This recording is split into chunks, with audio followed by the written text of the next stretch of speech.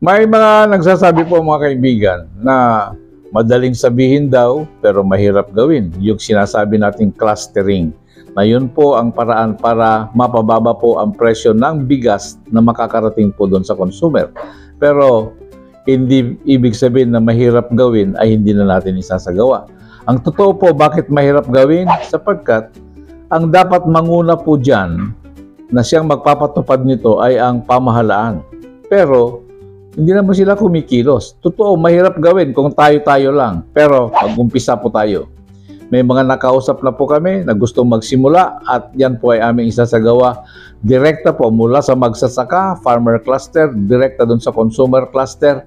Ang trabaho na lang ng mga may kunuhan ay i-process na lang o gilingin yung palay para maging bigas.